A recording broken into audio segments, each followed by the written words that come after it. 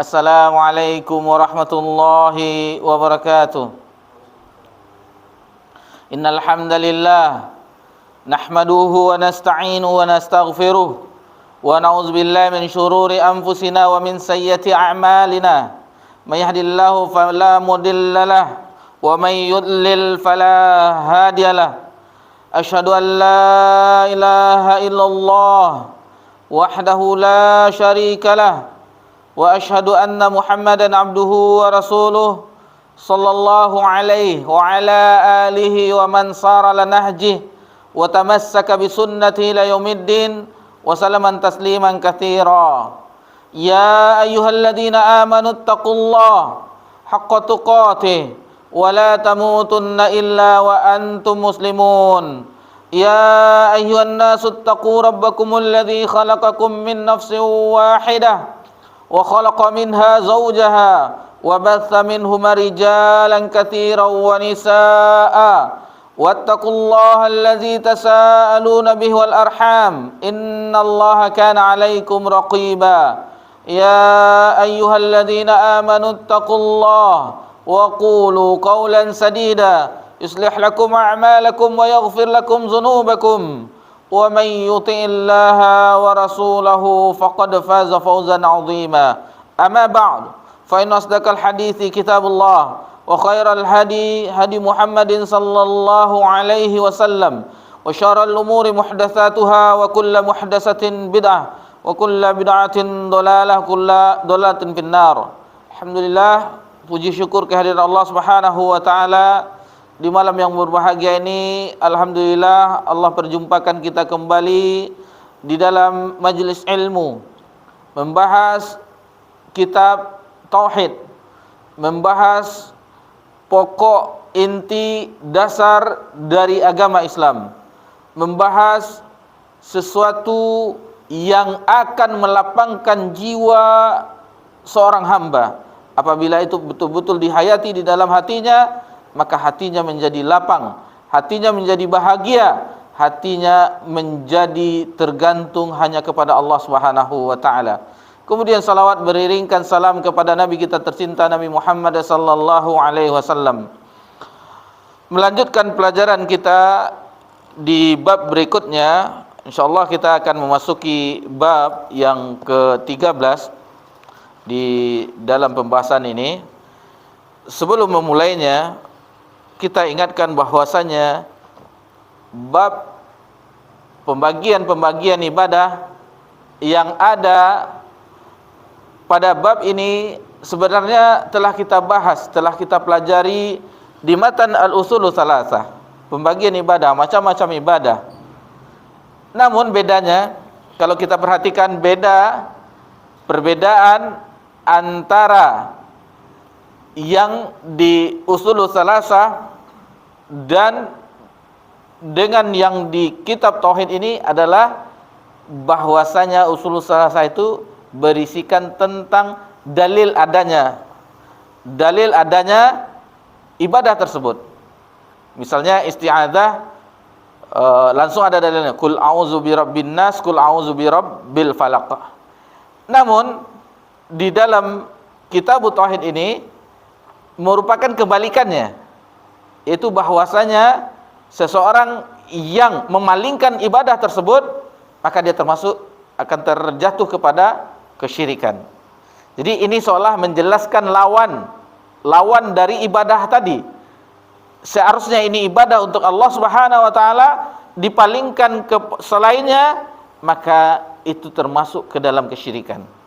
Jadi kalau kita lihat di dalam bab-babnya itu minasyirki kadza, minasyirki kadza, minasyirki kadza. Seperti itu. Namun di usulul salasah kita telah mempelajari bahwasanya kalau khauf ini dalilnya, kalau roja ini dalilnya, membuktikan bahwa itu adalah termasuk ibadah. Sementara di bab-bab kitab tauhid ini merupakan kebalikan dari itu, bahwa apabila dipalingkan maka dia termasuk syirik.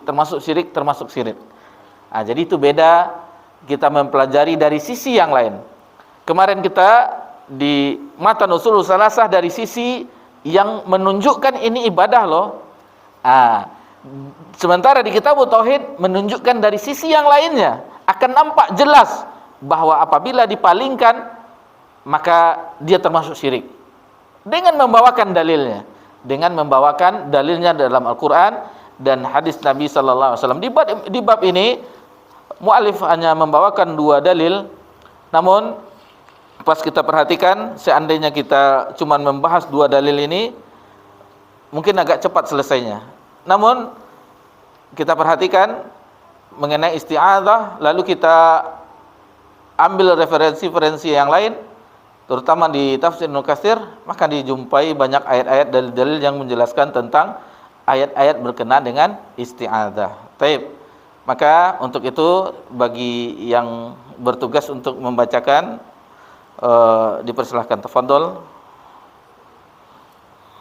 Bab 13 termasuk syirik isti'adzah, meminta perlindungan kepada selain Allah.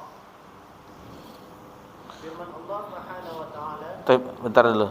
Sebelum kita membahas dalil yang dibawakan muallif pada bab-bab ini, maka kita sedikit menjelaskan tentang isti'adzah. Isti'adzah pada bab yang ke-13 ini disebutkan minasyirki al-isti'adzatu bi ghairillah. Termasuk syirik isti'adzah. Isti'adzah yaitu meminta perlindungan kepada selain Allah Subhanahu wa taala. Definisi dari isti'adzah adalah bernaung dan berlindung. Jadi isti'adzah itu bernaung dan berlindung. Itu secara definisinya, secara bahasanya. Itu makanya zat yang memberi perlindungan disebut dengan ma'adz. Ma'adzallah, seperti dalam surah Yusuf, ma'adz. Kemudian malja, karena orang-orang yang meminta berlindung kepada Allah, sungguh dia telah menjauh dari yang menyakitinya dan membinasakannya. Jadi barang siapa yang betul-betul berlindung kepada Allah, maka yang menyakiti, yang akan membahayakan akan menjauh, karena telah berlindung kepada zat yang memberikan perlindungan. Al-Hafiz Ibnu Katsir mendefinisikan bahwasanya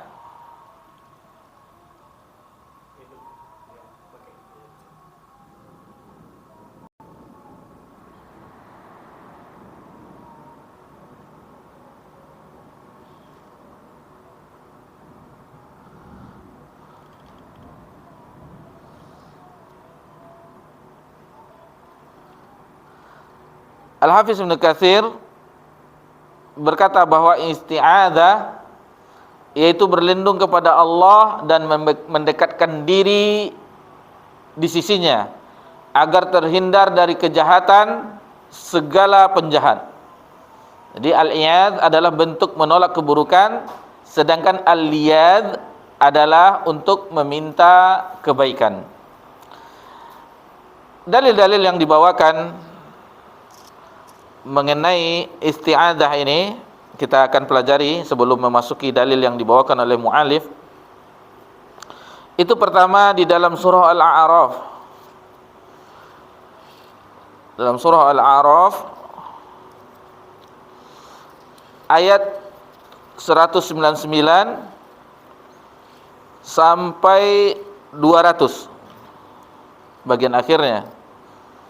Dalam surah Al-A'raf ayat 199 sampai 200, Allah Subhanahu wa taala berfirman, "Khudhil afwa wa'mur bil urfi wa'rid 'anil jahilin." Jadi kita diperintahkan untuk memberikan maaf dan perintahkanlah untuk berbuat baik dan berpalinglah dari orang-orang yang jahil. Wa imma yanzaghannaka minasyaiton nazghun fasta'iz billah innahu sami'un alim. Ini dia. Jadi barang siapa yang diganggu oleh syaitan, dibujuk rayu, maka hendaklah dia memohon perlindungan kepada Allah. Innahu sami'un alim. Sesungguhnya dia maha mendengar dan lagi maha mengetahui. Berapa ayat semakna supaya kita lebih mengetahuinya lagi. Dalam surah Al-Mu'minun, bukan Al-Mu'min, Al-Mu'minun ayat 96-97. Ayat 96-97. Idfa' billati hiya ahsanus sayyi'ah. Maka tolaklah keburukan itu dengan kebaikan. Maksudnya terhapus dia. Nahnu a'lamu bima yasifun. Kami lebih mengetahui apa yang kamu sifatkan. Wa qur rabbi a'udzu bika min hamazatis syayatin. Dan katakanlah, Rabb, aku berlindung kepada engkau dari bisikan-bisikan syaitan. Hamazah itu bisikan-bisikan. Wa'udzubika rabbi ayyahdurun. Nah itu. Jadi ini beberapa ayat tentang isti'adzah yang dijelaskan oleh Allah Subhanahu wa taala. Di ayat yang lain dalam surah Fussilat ayat 36 supaya kita mengetahui, dan alhamdulillah ini sempat kita melihatnya, beberapa ayat yang kita diperintahkan agar berlindung kepada Allah Subhanahu wa taala dari godaan syaitan. Dari godaan syaitan sebenarnya bukan itu yang utama, karena ada makhluk-makhluk yang jahat lainnya kita juga berlindung kepada Allah Subhanahu wa taala dari kejahatan-kejahatan tersebut. Langsung kepada zat yang memberikan perlindungan. Ayat 36. Di ayat 36 surah Fussilat ayat 36, wa imma yanzaghannaka minasyaitani nazghun fasta'iz billah. Nah, ini bagi yang dibujuk rayu oleh syaitan, digoda oleh syaitan, maka mohonlah perlindungan kepada Allah, innahu huwas samiul alim. Nah, jadi mirip ayat-ayat tersebut, mirip, redaksinya mirip. Ini beberapa ayat yang dikumpulkan oleh Al-Hafiz Ibnu Katsir di dalam memulai tafsirnya. Ketika menafsirkan surah Al-Fatihah, ada beberapa ayat yang kita kumpulkan, yang beliau kumpulkan, yang kita nukilkan. Maksudnya Ibnu Katsir mengumpulkannya. Yang pertama dalam surah Al-A'raf. Dalam surah Al-A'raf ayat 27. Alhamdulillah, jadi kita seandainya membaca Al-Quran, ini pernah dipelajari. Ayat 27 yang agak panjang ayatnya, ya bani adam la yaftinannakumus syaitanu kama akhraja abawaikum minal jannah. Jadi wahai anak cucu Adam, kita ambil dari situ bahwasanya kita janganlah kita sampai dibujuk rayu, ditipu oleh syaitan sebagaimana nenek moyang kita, kakek moyang kita Adam dikeluarkan dari surga. Diingatkan oleh Allah jangan sampai tertipu lagi, karena Adam tertipu oleh syaitan sehingga dikeluarkan dari surga. Ini diingatkan oleh Allah Subhanahu wa taala kembali bahwasanya permusuhan antara anak cucu Adam dengan iblis itu nyata. Kemudian dalam surah Al-Kahfi ayat 50 dalam surah Al-Kahfi ayat 50,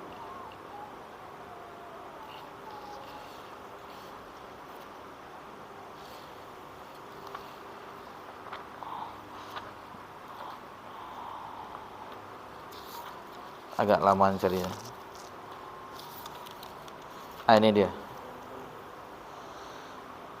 Wa idh qulna lil malaikati isjudu li adama fasajadu illa iblis kana minal jinni fafasaqa an amri rabbih afafattakhidunahu wa dzurriyyatahu awliya'a min duni wa hum lakum adu. Nah, ini sini. Jadi setan itu wahum lakum adu, musuh. Jadi diingatkan bahwasanya setan itu adalah musuh, bi'saliz zalimina badala. Maka sungguh amat jelek, amat buruk bagi yang menukar dengan kezaliman. Kemudian ayat semakna juga terdapat dalam surah Fatir. Surah Fatir ayat 6.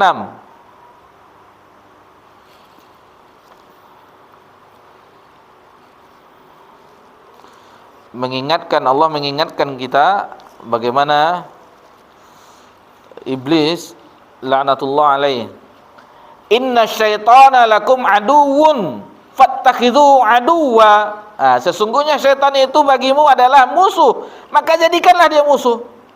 Innama yad'u hizbahu liyakunu min ashabis sa'ir. Jadi dia akan membujuk rayu anak cucu Adam, kita semuanya, untuk memasuk ke golongan penghuni neraka sa'ir. Itu misinya. Dan perhatikan lagi dalam surah Shad, supaya jelas bagi kita bahwa setan itu, iblis itu musuh yang nyata bagi kita. Sejak turun-temurun, sejak dari Nabi Adam alaihissalam, sehingga dikeluarkan Nabi Adam dari surga sampai hari kiamat. Sampai di kiamat, dalam surat Shad ayat 82 83, Shad 82 83.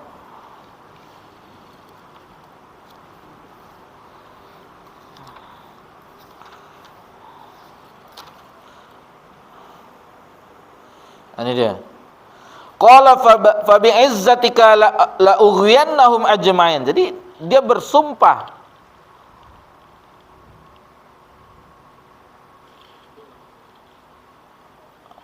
iblis laknatullah alaih bersumpah dengan keagungan Allah Subhanahu wa taala. Bersumpah, berkata dia bersumpah, la ughwiyannahum ajma'in, maka akan aku sesatkan mereka semuanya, illa ibadaka minhumul mukhlasin, kecuali di antara hamba-hambamu yang mereka termasuk orang yang ikhlas. Telah kita pernah singgung ayat ini atau semaknanya dalam surah Al-Hijr juga ada yang semakna dengan ini, agar kita belajar tauhid ini menjadi hamba yang ikhlas, yang tidak bisa dibujuk rayu oleh iblis. Orang yang ikhlas, yang kokoh keimanannya, tauhidnya kepada Allah Subhanahu wa taala, maka iblis, bahasa kita sehari tidak mempan, tidak mempannya. Karena kita ada benteng dan kita berlindung dengan Allah Subhanahu wa taala, kepada Allah Subhanahu wa taala dari bujuk rayu iblis tersebut. Kemudian ditambah satu lagi sebelum kita memasuki pelajaran kita, dalam surah An-Nahl. An-Nahl ayat 98 sampai 100.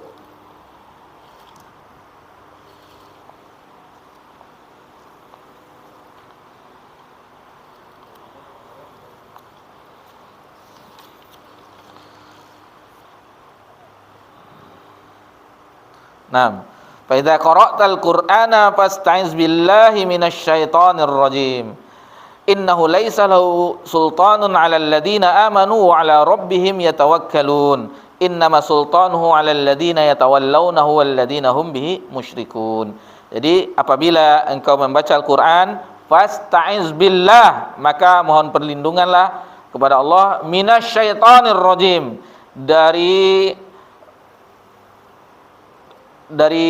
godaan setan yang terkutuk. Innahu laisa lahu sultan 'alal ladzina amanu 'ala rabbihim yatawakkalun. Jadi sesungguhnya dia tidak ada kuasa atas orang-orang yang beriman dan bagi orang yang bertawakal kepada Allah. Innama sultanu 'alal ladzina yatawallawnahu wal ladzina hum bihi musyrikun. Jadi adapun bahwasanya kekuatannya untuk membujuk rayu bagi orang yang berpaling dan bagi orang yang musyrikun, bagi orang yang syirik. Itu makanya kita mempelajari agar tidak berbuat syirik, supaya agar kita tidak berpaling dari agama Allah Subhanahu wa taala, supaya tidak dibujuk rayu oleh iblis. Jadi dia adu mubin, di ayat yang lain musuh yang nyata. Jadi itu harus kita hadirkan bahwasanya kita berlindung, yang pertama itu yang musuh yang nyata, yang sangat berat, yang selalu mengintai kita dari seluruh arah. Dari seluruh arah iblis mengintai kita, maka tidak ada tempat kita untuk berlindung hanya kepada Allah semata. Karena seluruhnya adalah makhluk dan Allah adalah Khalik, maka itulah sekokoh-kokoh tempat perlindungan kita dari godaan syaitan yang terkutuk. Dan mengenai auzubillahi minasyaitonirrajim, ini dibaca setiap memulai membaca Al-Quran, qiraah, itu baca auzubillah. Dan setelah di dalam rakaat pertama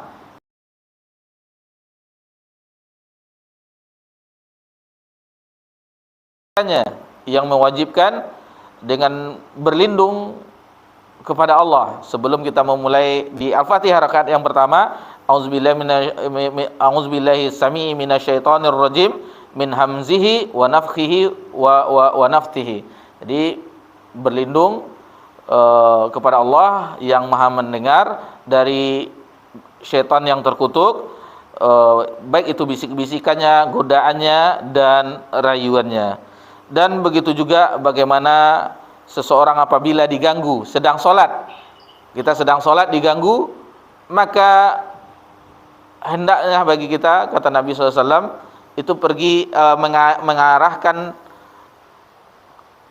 mukanya ke arah kiri, lalu berlindung dengan menghembus, tapi tidak dengan keluarnya air ludah. Itu salah satu bentuk kita berlindung ketika di dalam sholat. Misalnya sholat sendiri, kita diganggu kemana-mana pikiran kita, maka berlindunglah kepada Allah Subhanahu wa taala dengan memalingkan wajah ke arah kiri, lalu seperti meludah, mengucapkan auzubillahi minasyaitonirrajim. Dan bagi orang yang marah juga langkah di antara meredam kemarahannya yaitu berta'awuz dengan mengucapkan auzubillahi minasyaitonirrajim. Dan Allah Subhanahu wa taala juga menyebutkan dalam surah Al-An'am ayat 112, surah Al-An'am ayat 112,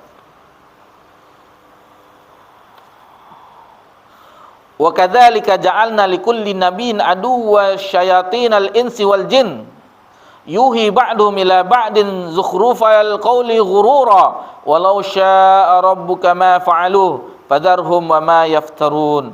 Jadi demikianlah kami jadikan di setiap nabi itu musuh syaitan dari manusia dan jin. Jadi syaitan di sini maksudnya sifat yang salah satu sifat iblis yang juga dikerjakan oleh manusia. Jadi sifat yang ada pada jin dan ada pada manusia. Ketika itu Abu Dzar heran, apakah juga ada syaitan dari manusia? Maka dijawab ada, kata Nabi SAW. Maka mohon perlindunganlah kepada Allah Subhanahu wa taala. Kalau kita di dalam surah Al-Mulk itu sebagai hiasan langit,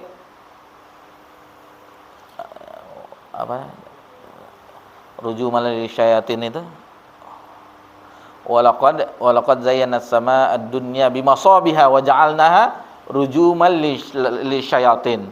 Jadi bintang-bintang itu sebagai hiasan langit dan sebagai pelempar-pelempar syaitan. Itu sedikit bagaimana kita menggambarkan musuh yang nyata, dan beberapa ayat yang menjelaskan kepada kita bahwa dia adalah musuh. Jadikanlah musuh dan jangan kita terperdaya sebagaimana terperdayanya Adam ketika itu sehingga dikeluarkan dari surga. Taib, mudah-mudahan tentang ta'awuz ini yang kita bahas dari tafsir Ibnu Katsir itu bermanfaat tambahannya. Dan kita bacakan ayat yang pertama pada bab ini. Tafadhol. Allah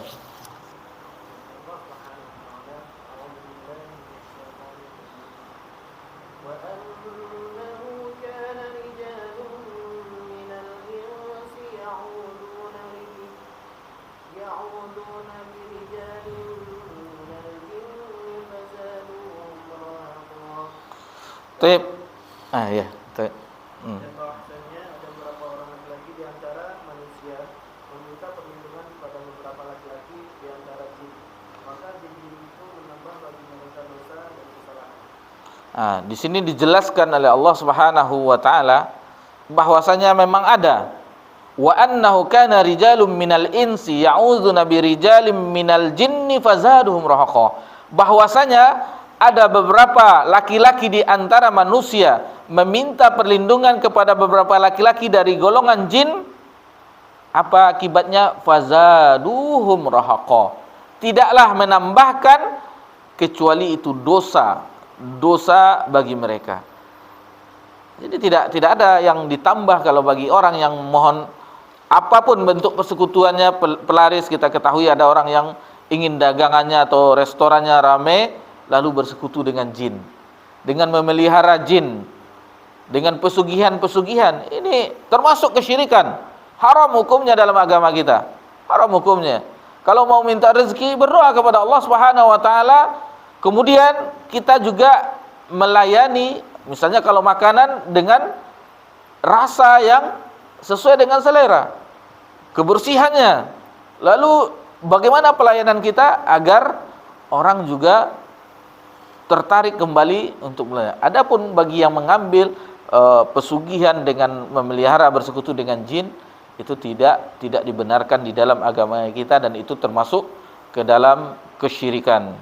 Betapa banyak orang yang melakukan, dijelaskan di sini bahwasanya ada di zaman dahulu, kata Al-Imam Ibnu Qayyim, ada orang yang bersekutu dengan iblis, syaitan, dengan syaitan dari golongan jin, sehingga sebenarnya dia yang lemah.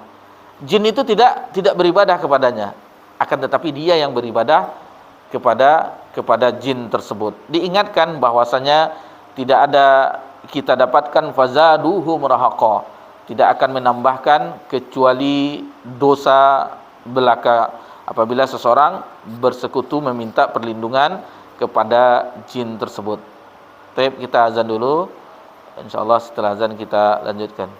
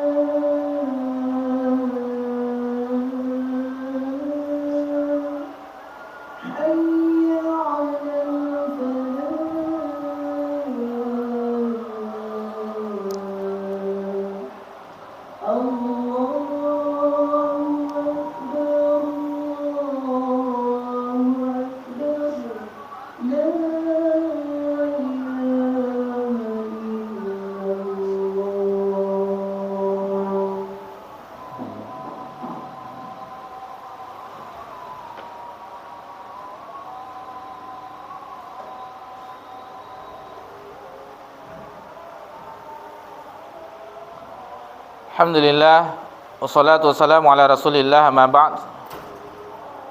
Kita lanjutkan bahwasanya orang yang bersekutu dengan jin di akhirat kelak ketika dikumpulkan sebagaimana Allah Subhanahu wa taala sebutkan dalam surah Al-An'am ayat 128, yauma yahsyuruhum jami'an ya ma'syaral jinni qad istaksartum minal ins. Jadi pada hari di waktu Allah menghimpunkan mereka semuanya, lalu Allah Subhanahu wa taala berfirman, hai golongan jin, sesungguhnya kamu telah banyak menyesatkan manusia. Maksudnya jin yang golongan jin yang termasuk syaitan. Wa qala awliya'uhum minal insi rabbana istamta'a ba'duna bi ba'din wa balagna ajalana allazi ajjalta lana. Lalu disebutkan di sini bahwasanya mereka berkata dari golongan manusia, ya Rabb kami, sesungguhnya sebagian dari kami telah dapat kesenangan dari sebagian yang lain, dan kami telah sampai kepada waktu yang telah engkau tentukan bagi kami. Maka Allah Subhanahu wa taala berfirman, qala an-naru maswaakum khalidina fiha illa ma sya'allah.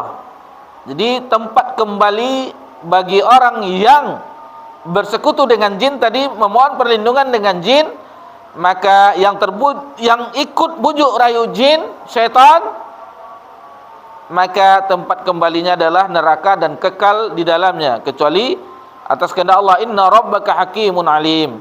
Sesungguhnya Rabbmu maha bijaksana lagi maha mengetahui. Jadi ini keadaan bagi orang-orang yang berlindung kepada jin, kepada syaitan, maka dia akan tempat kembalinya adalah neraka Allah Subhanahu wa taala. Sebagaimana Allah mengutuk iblis, syaitan tersebut menjadi penghuni neraka, dan dia mengajak dari golongan manusia agar ikut juga bersama mereka.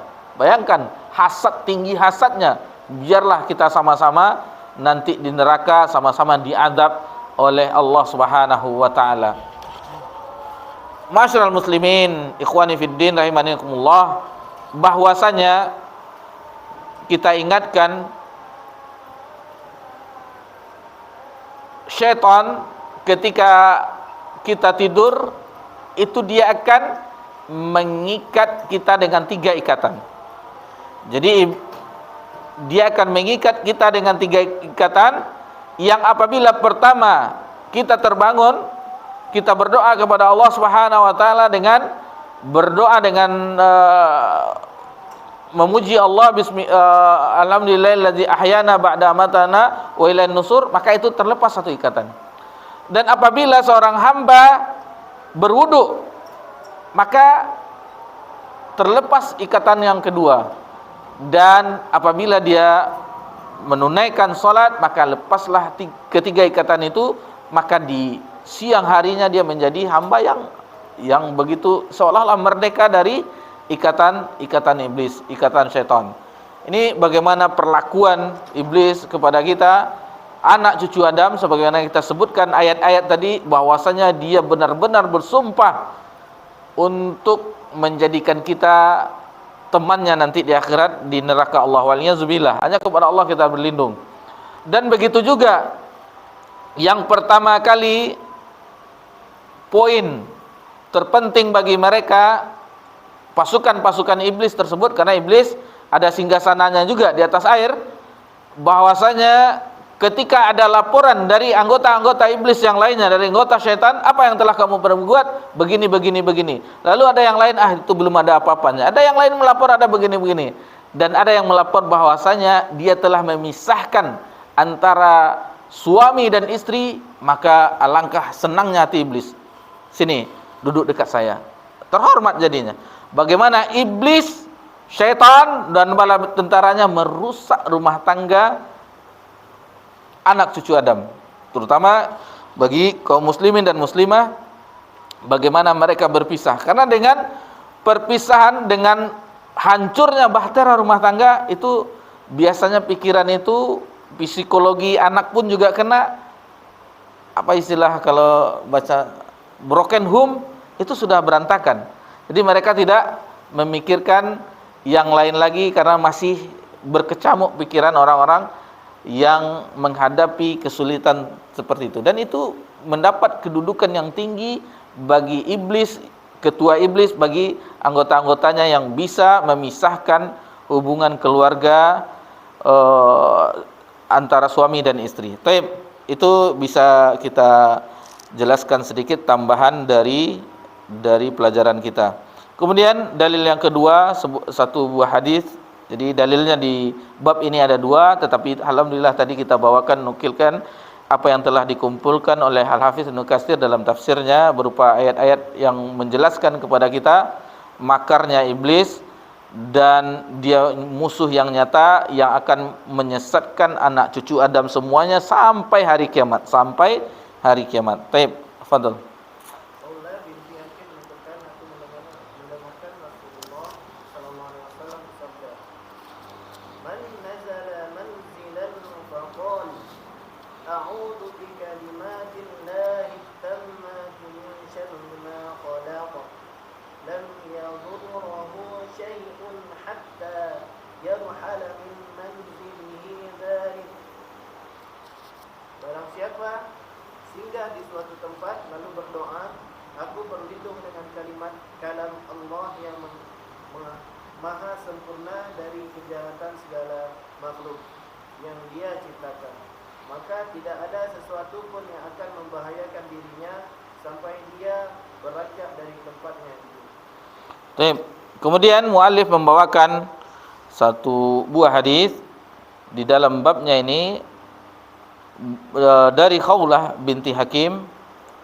Jadi sebelumnya kita jelaskan Khawlah ini binti Hakim bin Umayyah As-Salamiyah, dia dipanggil dengan Ummu Syarik dan juga dikenal dengan Al-Wahibah. Itu perempuan yang menghibahkan dirinya kepada Nabi SAW ketika suaminya meninggal. Dia pernah menawarkan dirinya kepada Nabi SAW dan itu pernah diremehkan oleh Ummul Mukminin salah seorang, kalau tidak salah Aisyah radhiyallahu anha. Maka itu dibela oleh Allah Subhanahu wa taala mengenai orang yang bolehnya orang menghibahkan, perempuan muslimah menghibahkan dirinya kepada Nabi SAW. Coba lihat surah Al-Ahzab ayat 50. Ayat 50. Kalau dicari lama nanti, kalau itu kan tinggal ketik. Agak panjang itu. Ayat yang panjang.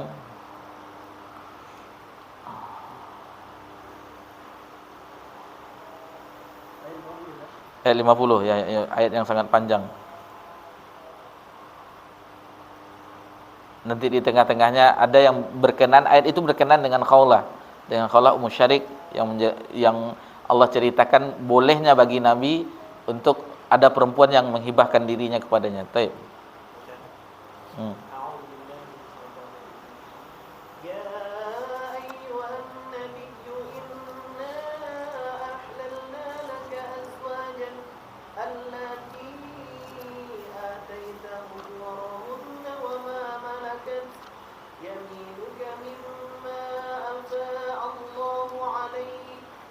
وبناتك عمك وبنات عماتك وبنات خالك وبنات خالاتك التي هاجروا ومعك وامرأة مؤمنة إن وهبت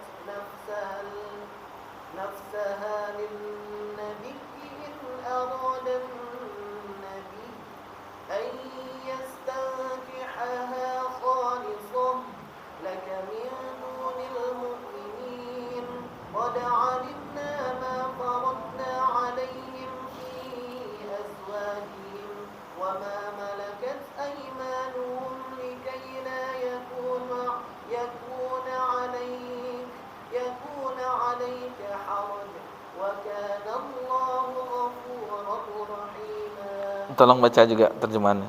Hai Nabi, sesungguhnya kami telah menghalalkan bagimu istri-istrimu yang telah kamu berikan mas kawinnya dan hamba sahaya yang kamu miliki, yang termasuk apa yang kamu peroleh dalam peperangan yang dikaruniakan Allah untukmu, dan demikian pula anak-anak perempuan dari saudara laki-laki bapakmu, anak-anak perempuan dari saudara perempuan bapakmu, anak-anak perempuan dari saudara laki-laki ibumu, dan anak-anak perempuan dari saudara perempuan ibumu yang turun hijrah bersama kamu, dan perempuan mukmin yang menyerahkan Ini dia.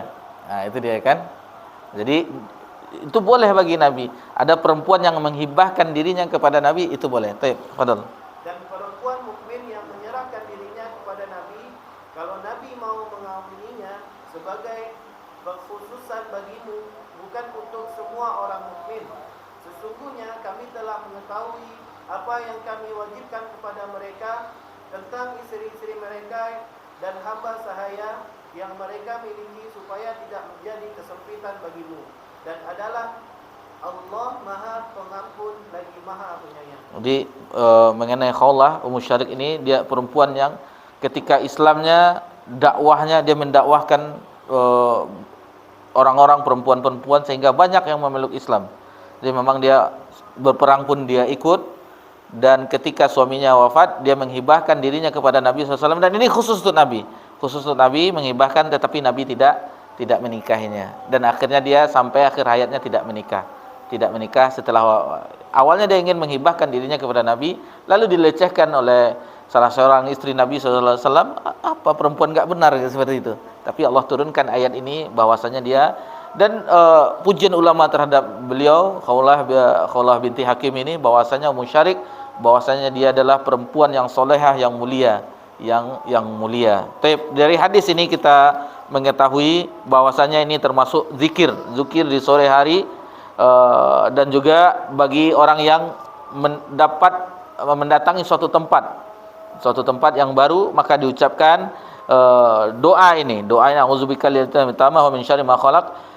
Lalu dijelaskan lam yaduru syai'un hatta yarhala min manzilaz zalik, maka tidak ada yang membahayakan baginya. Jadi aku berlindung dengan kalam Allah yang maha sempurna dari kejahatan segala makhluk yang dia ciptakan, maka tidak ada sesuatu pun yang akan membahayakan dirinya sampai dia beranjak dari tempat itu. Ada beberapa ini dijelaskan selain kalimat Allah yang doa ini juga Al-Qur'anul Karim. Dalam surah Yunus ayat 10 Allah Subhanahu wa taala berfirman, coba agak cepat kita daripada bolak-balik. Ayat 57, Yunus ayat 57.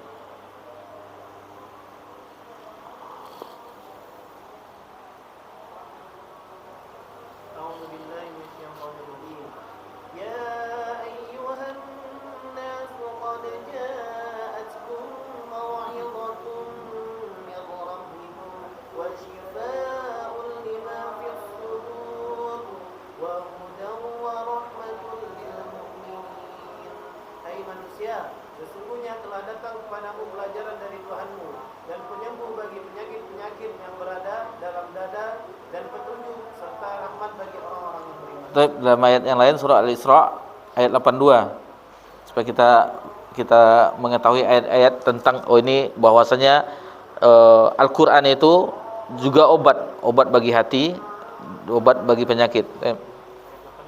Ayat 82 Al-Isra.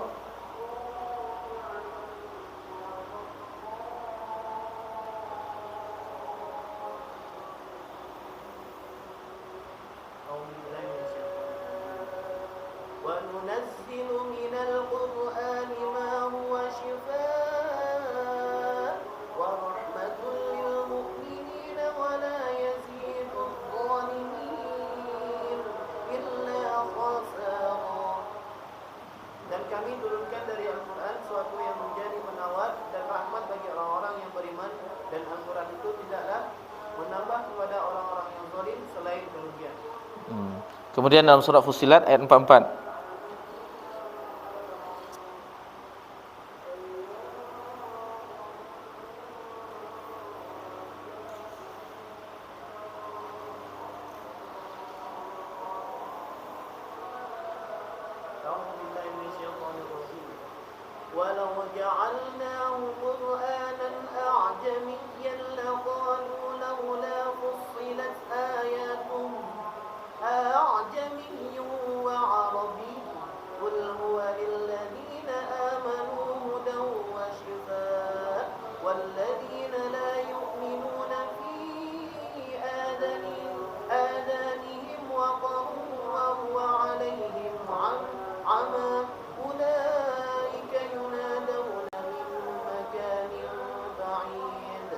Dan jikalau kami jadikan Al-Quran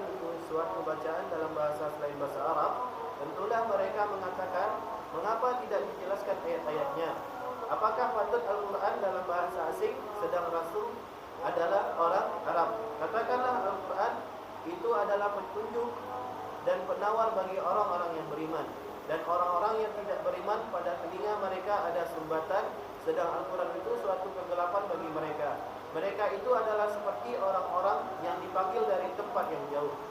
Itu beberapa ayat yang menjelaskan bahwasanya Al-Quran itu adalah sebagai petunjuk dan sebagai obat juga, sebagai penyejuk, sebagai obat bagi orang yang menggunakannya. Itu makanya Al-Quran itu bukan makhluk. Dari sini dalilnya bahwa Al-Quran itu bukan makhluk. Sebagaimana orang-orang Mu'tazilah meyakini Al-Quran itu makhluk. Dan ini fitnah ini pernah terjadi di zaman Imam Ahmad bin Hanbal, di mana orang-orang Mu'tazilah meyakini bahwasanya Al-Quran itu makhluk. Sehingga banyak ulama yang dibantai oleh penguasa khalifah ketika itu yang berseberangan pemikiran. Bahkan di antara mereka ada juga yang berkilah, istilahnya supaya tidak dibunuh.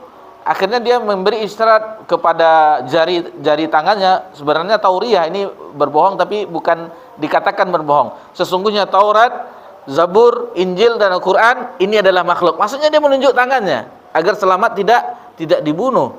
Begitulah fitnah yang terjadi di zaman Imam Ahmad bin Hanbal yang bersikokoh dengan fitnah tersebut. Walaupun Imam Ahmad ketika diancam, katakanlah bahwa Al-Quran itu makhluk, maka Imam Ahmad tidak mengatakan Al-Quran adalah kalamullah, perkataan Allah Subhanahu wa taala, kalimat Allah. Maka diancam Imam Ahmad, walaupun jenggot ini berlumuran darah, walaupun dipenggal, kata Imam Ahmad, dia tetap mengatakan Al-Quran itu adalah kalamullah. Ini fitnah, bagaimana besarnya fitnah di zaman dahulu, dan fitnah itu semakin terus ada sampai akhir zaman yang menerpa. Adapun bagi orang-orang yang tidak memahami, maka ikut dalam fitnah tersebut. Dan apapun bagi orang yang Allah berikan berupa ilmu, akan Allah lapangkan dadanya sehingga dia terhadap fitnah tidak terlalu berkecamuk. Seperti keadaan Palestina. Bagaimana orang yang ikut fitnah tersebut, ini mengatakan ini Hamas begini, akhirnya timbul fitnah. Tengoklah orang-orang yang mengatakan begini. Mana apanya? Akhirnya terjadi cekcok di media. Kita perhatikan. Lebih baik kalau tidak ada urusan kita, maksudnya kalau urusan mengenai itu saudara kita, itu iya, kita doakan, ada donasi kita donasikan. Cuman untuk membantah, oh ini begini, ini kelompok ini, itu bukan ranah kita. Lebih baik kita diam sehingga kita menutup pintu fitnah, dan yang saudara-saudara kita yang berlainan cara pandangnya juga tidak sinis terhadap kita. Nah, jadi ini hati-hati kita di zaman. Karena ulah kita akhirnya, oh ini kajiannya begini, oh kajiannya ini saja, oh hanya membahas haid dan nifas saja, kapan masalah jihad dan segala macamnya. Jadi kita harus hati-hati di zaman ini. Perkokohlah iman, mohonlah perlindungan kepada Allah Subhanahu wa taala, karena kita berada di zaman yang setiap saat ada terus fitnah itu bagi kaum muslimin dan muslimah. Itu sedikit yang bisa kita pelajari, dan ada dibawakan oleh Imam Al-Qurtubi di dalam Fathul Majid bahwasanya ada salah seorang ulama terdahulu pernah disengat kalajengking. Rupanya dia lupa membaca doa ini. Auzubillahi kalimati tammah wa min syarri. Kenapa saya digigit kalajengking? Oh, saya tidak baca doa tersebut. Dan ini salah satu zikir. Begitu juga dengan ta'awuz. Kita dengan ayat Al-Qur'an mu'azzatain, itu dibaca di zikir pagi, zikir petang, menjelang tidur. Qul a'udzu birabbil falaq, qul a'udzu birabbin nas, mu'azzatain. Itu dua surat yang mohon perlindungan kepada Allah. Qul a'udzu birabbin nas, katakanlah aku berlindung kepada Rabbnya manusia. Kemudian qul a'udzu birabbil falaq, aku berlindung kepada Rabbnya yang menguasai waktu falak, waktu subuh, sampai akhirnya. Maka itu akan melindungi diri kita dari semua kejahatan-kejahatan makhluk Allah Subhanahu. Kita langsung berlindung kepada Rabbul Alamin, tanpa berlindung kepada jin, sebagaimana ada sebagian manusia yang berlindung, rijalum minal insi ya'udzuna birijalum minal jinni fazaduhum rahaqa. Tidak akan bertambah kecuali dosa bagi orang yang berlindung kepada jin tersebut. Sebelum kita tutup kajian, kita dengarkan kandungan dari bab ini. Tafadhol. Kandungan bab ini: 1. Tafsir ayat dalam surat Al-Jin. 2. Isti'adzah kepada jin atau selain Allah, termasuk syirik. Hadis tersebut di atas sebagaimana disimpulkan oleh para ulama merupakan dalil bahwa ciptaan. Karena disyariatkan agar istiazah dengannya, soalnya andai kata ia makhluk niscaya dilarang. Karena istiazah dengan sesuatu makhluk adalah syirik. Keutamaan doa ini yang keempat, meskipun ringkas, bahwa sesuatu yang bisa memberikan kemanfaatan duniawi seperti menolak suatu kejahatan atau mendatangkan suatu keuntungan, tidak berarti bahwa hal itu tidak termasuk syirik. Demikianlah yang bisa kita pelajari di malam yang berbahagia ini. Sebagaimana kita sebutkan di awal tadi, bahwasanya perbedaan kita dari sudut pandang mempelajari bab-bab ini. Kalau di Al-Usul Salasah kita mempelajari dari sudut pandang bahwa ini ibadah loh, ini dalilnya. Tapi dari mempelajari kitab tauhid, kita mempelajari dari sudut pandang yang lain. Apabila ini termasuk syirik, kalau dipalingkan kepada selain Allah termasuk syirik. Jadi seolah-olah waktu belajar dahulu kita dari sudut pandang yang lain, sementara di kitab tauhid kita pelajari dari larangannya, dari sudut pandang yang lain. Mudah-mudahan dengan dua sudut pandang ini semakin jelas apa yang diperintahkan dalam agama kita, terutama dalam ibadah, dan apa yang dilarang, yang termasuk kesyirikan yang kita ketahui. Sebagaimana tadi di ayat tadi kita ketahui bahwa yang bisa disesatkan oleh iblis dan setan itu adalah orang-orang yang berpaling dan orang-orang yang melakukan kesyirikan. Mudah-mudahan apa yang kita pelajari bermanfaat bagi kita sebagai benteng kita di dalam menghadapi musuh, karena setan itu aduwwun mubin, musuh yang nyata bagi anak cucu Adam. Maka hendaklah kita berlindung kepada Allah Subhanahu wa taala. Subhanakallahumma wa bihamdika asyhadu an la ilaha illa anta astaghfiruka wa atubu ilaik. Wassalamu ala nabi Muhammad sallallahu alaihi wasallam wa ala alihi washabihi ajmain. Walhamdulillahirabbil alamin. Wassalamu alaikum warahmatullahi wabarakatuh.